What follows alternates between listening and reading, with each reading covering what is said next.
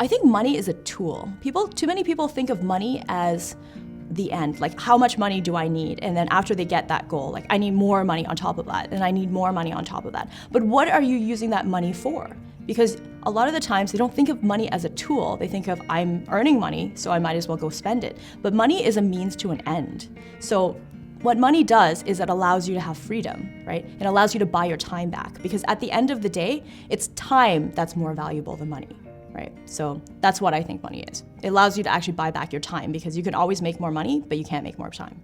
We retired with $1 million, and since then it's actually gone up because we've been traveling the world and living very cheaply, even though we're living very, very nice lifestyles in places like Thailand or Malaysia, and we balance that with expensive places like Copenhagen and UK. And during the first year of traveling, we actually only spent 40,000 Canadian dollars, which is around 30,000 US dollars. So as a result, the $1 million portfolio is actually growing because we're actually taking out less than 4% going forward. And we're also getting paid dividends. So this whole idea that you're gonna run out of money in retirement and you need, $3 million to retire is just ludicrous, right? It really depends on whether you're flexible enough to actually leave the expensive cities and travel. So that's been our plan, and it's working out great. I think the media portrays money as a status symbol.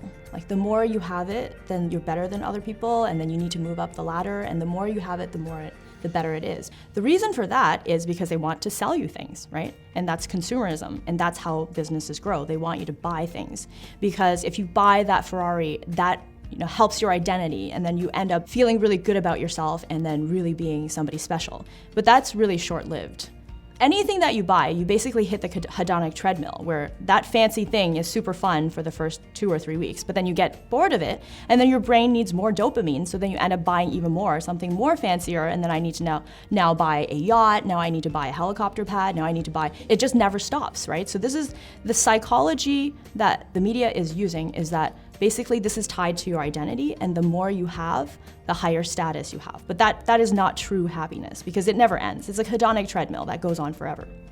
So I think that it makes more sense to reach for enough. At which point do you have enough to take care of your expenses?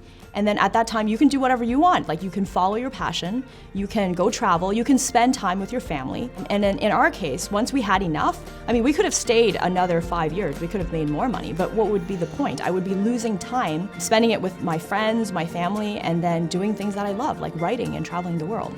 So I really found that once you have enough, that's when true happiness comes in, because then you're free to actually explore and do whatever you want. That's where the real autonomy comes in.